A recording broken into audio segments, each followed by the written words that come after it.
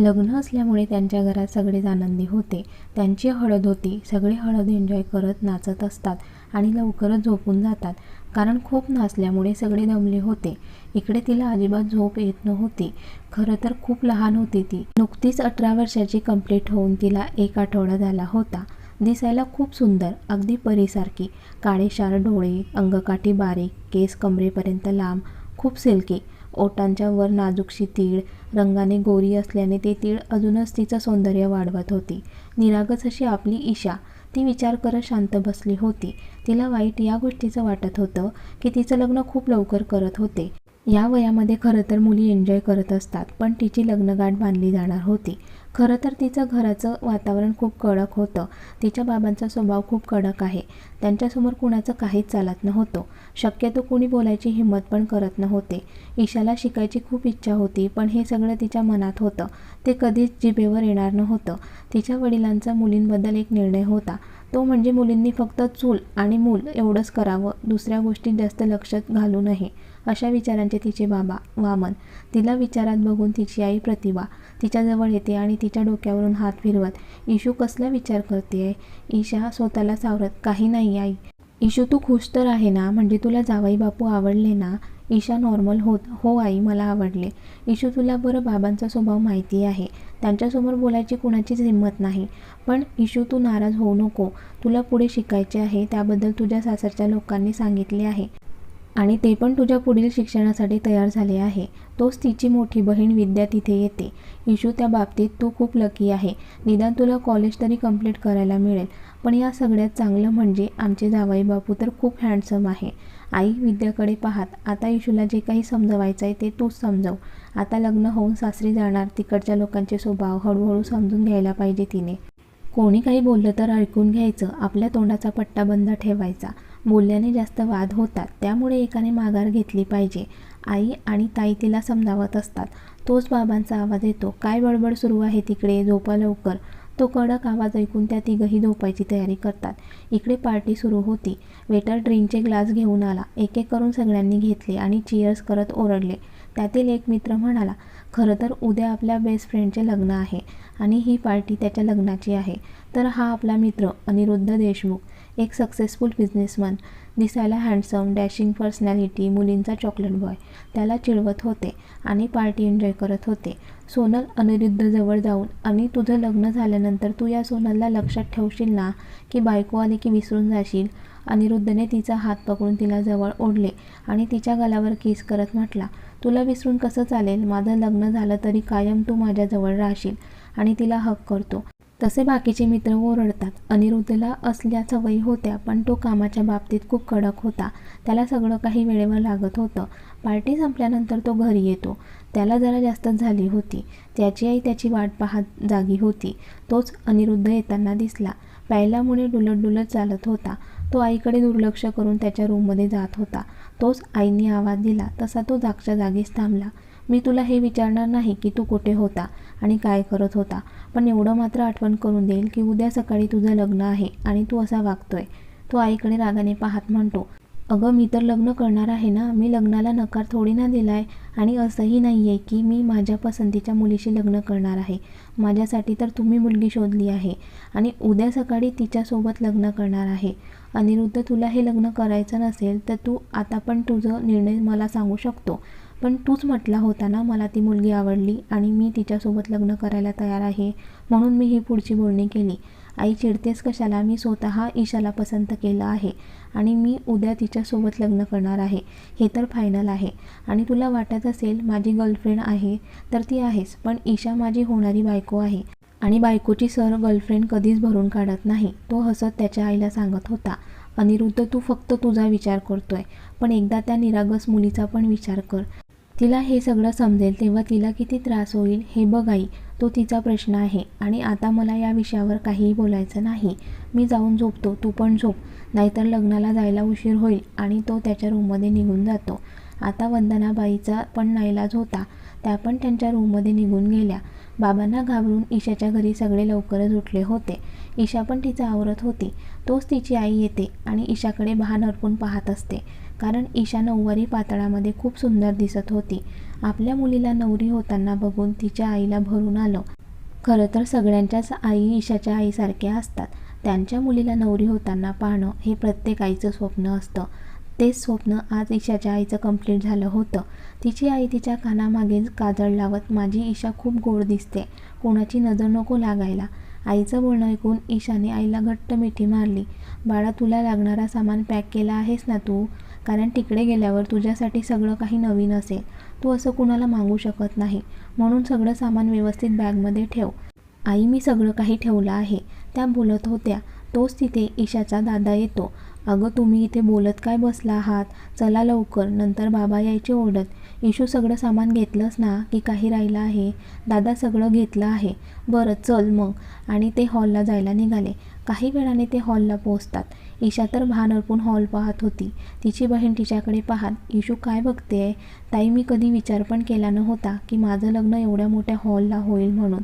Issue, hall खरंच खूप सुंदर आहे, पण आता तू जास्त विचार करू नको. चल आत जाऊया. आणि त्या आत जातात. इकडे वंदनाबाई पण सगळं चेक करत होत्या. हॉलला जायचं आहे तर काही सामानाची कमी नको पडायला म्हणून त्या चेक करत होत्या. हा अनिरुद्ध उठला की नाही, का विसरला आज त्याचं लग्न आहे? तोच त्यांना समोरून अनिरुद्ध येताना दिसतो. त्याला खूप भूक लागली होती. त्याने जॉनला आवाज दिला, जॉन, माझ्यासाठी काहीतरी खायला घेऊन ये. त्याचं बोलणं ऐकून घरातील सगळे त्याच्याकडे बघू लागले, पण त्याच्याशी बोलायची हिंमत होत नव्हती. आणि आज लग्न होतं घरात, कुठलेही वाद नको होते म्हणून सगळे शांत होते. त्याने नाश्ता केला आणि त्याच्या रूममध्ये निघून गेला. काही वेळाने त्याचा आवरून तो हॉलमध्ये आला. लाईट गोल्डन कलरच्या शेरवानीमध्ये खूप हँडसम दिसत होता तो. तोच त्याची लहान बहीण त्याच्याजवळ आली आणि त्याला घट्ट मिठी मारत, ब्रो, तू खूप हँडसम आणि डॅशिंग दिसतोय. Thank you dear. आणि तुझा दादा आहेस तसा, लुकिंग सो हँडसम, तिच्या गालाला हात लावत म्हणाला. तोच आईचा आवाज येतो. आवरून झालं असेल तर निघूया का? तिकडची मंडळी पोहोचली पण असेल हॉलवर. मनोज बाहेर कार घेऊन रेडी होता. एक एक करून कारमध्ये बसतात आणि बारात निघते हॉलला जायला. काही वेळाने ते हॉलला पोहोचतात. जसे आत येतात तर मुलीकडचे त्यांचं स्वागत करण्यासाठी उभे असतात. खूप चांगल्या प्रकारे सगळ्यांचं स्वागत करतात. लग्नाच्या मुहूर्ताची वेळ येत असते तसे ते दोघे स्टेजजवळ येतात, पण त्यांच्यामध्ये अंतरपाट असल्यामुळे दिसत नव्हते. अनिरुद्धला तर असं झालं होतं, कधी हे लग्नाचे विधी पूर्ण होतील, कारण तो पूर्णपणे कंटाळला होता. गुरुजीची मंगलाष्टके म्हणत होते. जसजसे गुरुजी बोलत होते तशी ईशा गोंधळत होती, कारण खरं तर तिला लग्न करायचं नव्हतं, कारण तिचं वय होतंच किती. तिच्या वयाच्या मुली एन्जॉय करत होत्या आणि आज ती लग्नबंधनात बांधली जात होती. आणि गुरुजी शेवटी बोलले, शुभ मंगल सावधान. तसं त्यांच्यामधील अंतरपाट दूर झाला आणि त्यांच्या अंगावर अक्षदा आणि फुलांच्या पाकळ्या पडू लागल्या. अनिरुद्ध तर तिलाच पाहत होता, कारण ती आज खूप सुंदर दिसत होती आणि तिच्या सुंदरतेला बघूनच अनिरुद्ध तिच्यासोबत लग्न करायला तयार झाला होता. खरं त्याच्यापेक्षा 10 वर्षांनी ती लहान होती. आधी त्याने तिला हार घातला, नंतर तिने त्याला हार घातला. ईशा पण त्याला पाहत होती, कारण तो पण खूप हँडसम दिसत होता. तिला मनातून वाटत होतं, ईशा, तुला शोभेल असाच तुझा नवरा आहे. अनिरुद्ध तर तिच्याकडे पाहतो आणि त्याची नजरानजर होते तशी ईशा लाजून खाली पाहते. दोघं पूर्ण मनाने सगळे विधी पूर्ण करत होते. अनिरुद्धने तिच्या गळ्यात त्याच्या नावाचं मंगळसूत्र घातलं. नंतर त्याच्या नावाचं सिंदूर पण भांगेत भरलं. नंतर 7 फेऱ्यांसाठी ते उभे राहिले. अनिरुद्धने डायरेक्ट तिचा हात पकडला. ईशा तर घाबरून जाते, कारण हे तिच्यासाठी नवीन होतं.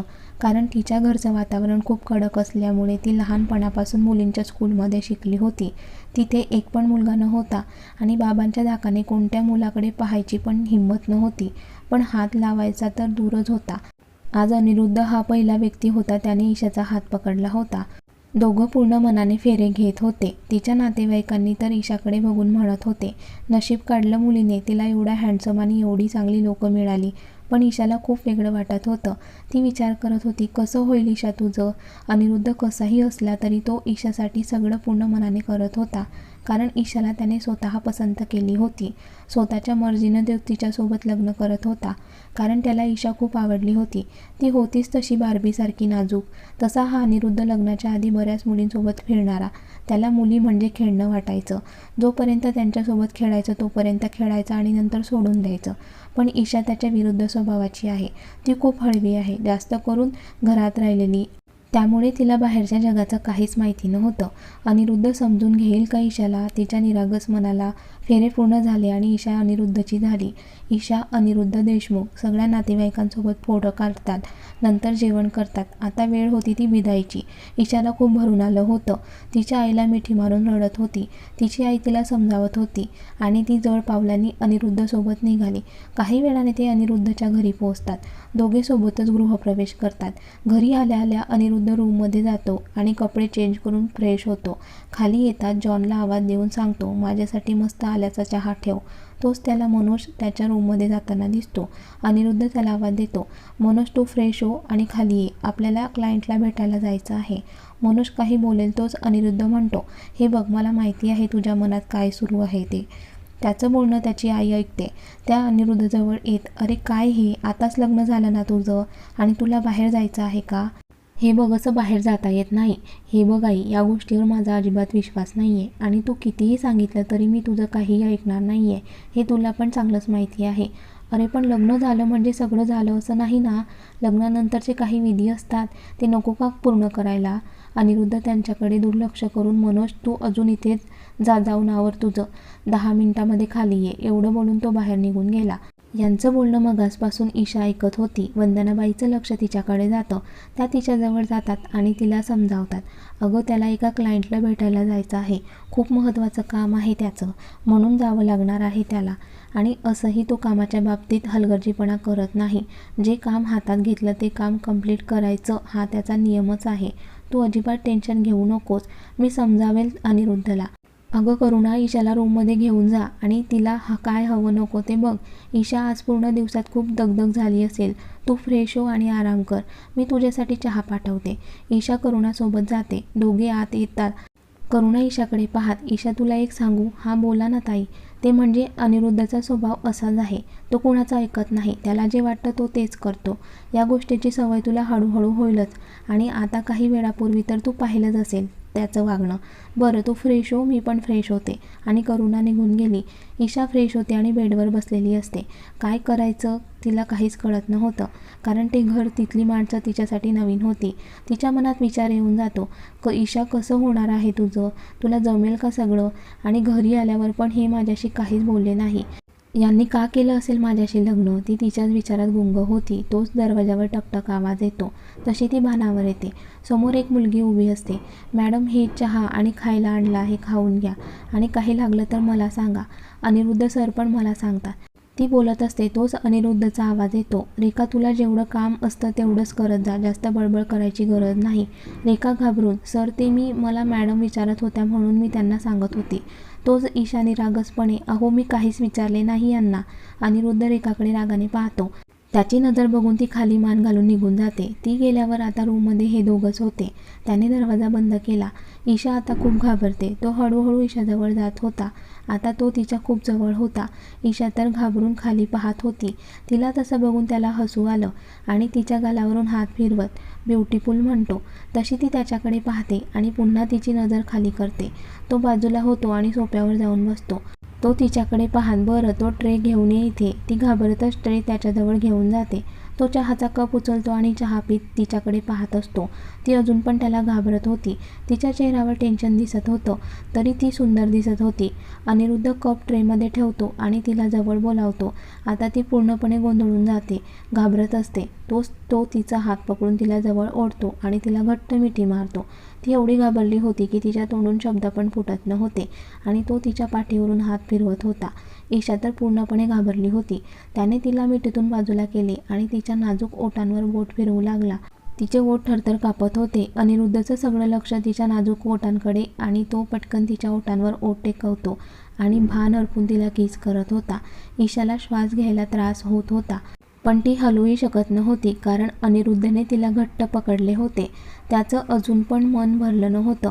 शेवटी त्याला श्वास घ्यायला त्रास झाला तेव्हा त्याने तिला बाजूला केलं. ईशा तर खूप घाबरली होती. खूप मोठ्या मोठ्याने श्वास घेत होती. तिचे डोळे काठोकाठ भरून आले होते. तो तिच्याकडे पाहत, आता रडायला काय झालं? हे बघ ईशा, आपलं लग्न झालं आहे, तू लग्नाची बायको आहेस माझ्या. या असल्या गोष्टी नवरा बायकोमध्ये होतच असतात, त्यात एवढं घाबरण्यासारखं काहीच नाही आहे.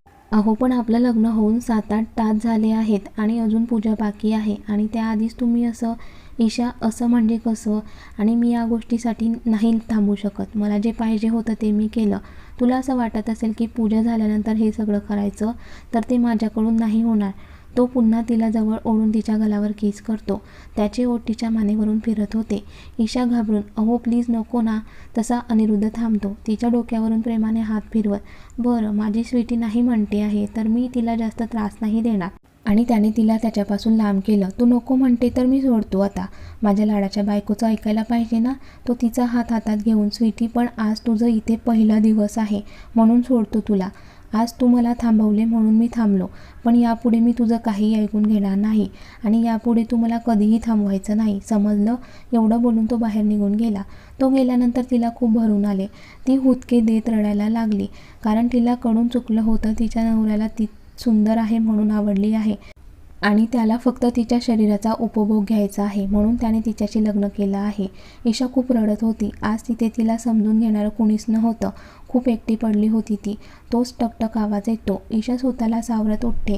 तिचे अश्रू पुसत चेहरा नीट करते आणि दरवाजा ओपन करते. पण तिच्या चेहऱ्याकडे बघून वाटत होतं की ती खूप रडली आहे. समोर आई असतात. आईला समजतं ती रडली आहे. ईशा काय झालं, तू का रडते आहे? वंदनाताई तिची काळजी करत विचारतात. ईशा खाली पाहते. मला आईची आठवण येते. ईशा खोटं सांगते. वंदनाताई तिच्या डोक्यावरून हात फिरवत. बाळा आठवण तर येते पण तुला होईल हळूहळू सवय. काही वेळेस आठवण येईल पण तू इथे रमायला लागले की बरोबर ॲडजस्ट होशील. बरं अनिरुद्ध आला होता ना? ईशा मान हलवून हो म्हणते. नंतर माझ्याकडे आला होता. मला म्हणत होता ईशाने साडी नाही घातली तरी चालेल, म्हणजे तुला आवडत असेल तर तू घालू शकते साडी. पण अनिरुद्धचं असं म्हणणं आहे की तू घरी ड्रेस, लेगिन्स, टॉप तुला जे आवडेल ते घालू शकते. रोज रोज साडी नेसायची गरज नाही. बघ तुझ्या नवऱ्याला किती काळजी आहे तुझी. आणि तुला काही खायला हवं आहे का? ती घाबरून ते मला चहा हवा आहे. बरं मी जॉनकडे पाठवते. त्या तिच्या डोक्यावरून हात फिरवत. बाळा अजिबात घाबरू नकोस. हे घर तुझं आहे आणि जेवढा अधिकार अनिरुद्धचा आहे तेवढा तुझा पण आहे, समजलं ना? ती मान हलवून हो म्हणते. बरं मी जाते आणि तुझ्यासाठी चहा पाठवते. आणि त्या निघून जातात. ईशा बेडवर बसून अजून पुढे जाऊन तुझ्या आयुष्यात काय होणार आहे हे देवालाच माहिती. तोच जॉन तिच्यासाठी चहा घेऊन येतो. ती चहा पिते. आता तिला बरं वाटत होतं. विचार करत तिचा डोळा कधी लागतो तिला पण कळत नाही. सकाळी पूजा असल्याने सगळे लवकरच उठले होते. काही वेळाने पूजा चालू होते. ईशा सगळं काही मन लावून करत होती. पण अनिरुद्धला असे झाले होते कधीही पूजा संपते आहे. आज ती रेड कलरच्या साडीमध्ये खूप सुंदर दिसत होती. अनिरुद्ध तर पूजा करताना तिलाच पाहत होता. केसांचा आंबाडा पाडलेला, कपाळी टिकली, भांगामध्ये कुंकू, डोळ्यात काजळ, नाकात नथ, ओठांवर लाल लिपस्टिक, गळ्यात त्याच्या नावाचं मंगळसूत्र. खूप नाजूक आणि निरागस दिसत होती. तसा आपला हिरो पण काही कमी नव्हता. जेलने सेट केलेले केस, जिममध्ये जाऊन कमावलेली बॉडी, रंगाने तिच्यासारखाच गोरा पण रेड कलरच्या शेरवानीमध्ये खूप हँडसम दिसत होता. त्या दोघांची जोडी एकदम परफेक्ट दिसत होती. पूजा निर्विघ्नपणे पार पडली. दोघांनी जोडीने मोठ्यांचे आशीर्वाद घेतले. एक एक करून पाहुणे सगळ्यांना भेटून घरी जात होते. आता फक्त घरातील मंडळी होती. अनिरुद्ध त्याच्या रूममध्ये निघून गेला आणि ऑफिसचं काम करत बसला. त्याला मनात काहीतरी विचार आला आणि त्याने आईला बोलावले. हा बोल अनिरुद्ध, का बोलावले आहे? आई आता माझं लग्न झालं आहे आणि तुझी पण इच्छा पूर्ण झाली आहे. तर मी जसं सांगेल तसं माझ्या बायकोने माझं ऐकलं पाहिजे. मला काय काय खायला आवडतं, कोणत्या वेळेला काय पाहिजे ते ईशाला, रेखाताई आणि जॉनकडून समजावून सांग. कारण आता ती माझी बायको आहे आणि नवऱ्याला काय लागतं हे तिला पण माहिती पाहिजे ना. अरे ती लहान आहे अजून आणि लग्न होऊन कालच घरात आली ना आपल्या. मग एवढी काय घाई आहे तुला? आई मी तुला असं म्हणत नाही आहे की तिला आतापासून काम करायला सांग आणि घरातील काम करायची तिला काही गरज नाही. पण मला आता आल्याचा चहा पाहिजे आहे आणि तो पण तिने बनवलेला. म्हणजे तिला जॉनला विचारायला सांग कसा चहा लागतो ते. अनिरुद्ध तिला आराम करू दे, मी जॉनला सांगते तुझ्यासाठी चहा बनवायला. अनिरुद्ध एकदम जोराने ओरडत. आई जेवढं सांगितलं तेवढं कर, नाहीतर मी स्वतः सांगतो तिला चहा बनवायला. शांत हो, मी सांगते तिला. आणि त्या निघून गेल्या. काही वेळाने ईशा चहा घेऊन रूममध्ये आली. रूममध्ये यायला खूप घाबरत होती पण हिम्मत करून ती आत आली. तिला भीती वाटत होती की आता पण त्याने किस केलं तर. हळूवार आवाजात ती अहो आल्याचा चहा आणला आहे आणि त्याच्यासमोर कप पकडला. त्याने कप घेतला आणि चहा पिऊ लागला. एक सिप घेतल्यानंतर तिच्याकडे पाहत तू बनवला? ती घाबरून हो, बायको चहा छान बनवला आहे, आवडला मला, अगदी तुझ्यासारखाच गोड आहे. तो डोळे मिचकावत तिच्याकडे पाहत बोलत होता. त्याने पूर्ण चहा पिला आणि उठून तिच्यासमोर येऊन उभा राहिला. ती तर घाबरून खाली पाहत होती. त्याच्याकडे पाहायची सुद्धा हिंमत नव्हती तिच्यामध्ये. तो तिचा चेहरा ओंजळीत घेऊन, बायको का घाबरतेस मला, मी तुला खाणार नाही आहे. आणि बायको मला वाटतं तू फक्त माझ्याजवळ राहावं आणि मी जे सांगेल ते ऐकावं. त्याचं बोलणं ऐकून ईशाला वाईट वाटतं. ती त्याच्याकडे पाहत हिंमत करून, मी लग्नाची बायको आहे तुमची, नाही की कामवाली बाई. तिचं बोलणं ऐकून तो तिच्या डोळ्यात पाहत, आता जे बोलली ते पुन्हा बोल एकदा बरं. ती काहीच बोलत नाही, शांत बसते. तो तिच्या गालावरून हात फिरवत, आता तूच म्हटली ना लग्नाची बायको आहे, मग बायको नवऱ्याच्या गरजा पूर्ण करते, त्या कर ना. आणि त्याने तिच्या कपाळावर किस केले आणि तिला घट्ट मिठी मारली. हे बघ, माझ्यासमोर आवाज चढवून बोलायचं नाही. आणि आज पूजा होती म्हणून साडी नेसली ते ठीक आहे, पण उद्यापासून ड्रेस किंवा टॉप घालायचे, समजलं. ईशा तर शांतपणे ऐकत होती. आता तिची बोलायची पण हिंमत नव्हती. तो तिच्या कानात हळूच बोलला, बायको, आज आपली मधुचंद्राची रात्र आहे, तर तयार राहा. एवढं बोलून तो तिच्यापासून लांब झाला आणि त्याचं काम करू लागला. ईशाचे डोळे काठोकाठ भरून आले होते. तिने ते पुसले, नॉर्मल झाली आणि खाली निघून गेली. ईशा आणि अनिरुद्धच्या आयुष्यात पुढे काय होतं बघूया पुढील भागात. आणि कथेचा हा भाग कसा वाटला कमेंट करून नक्की कळवा.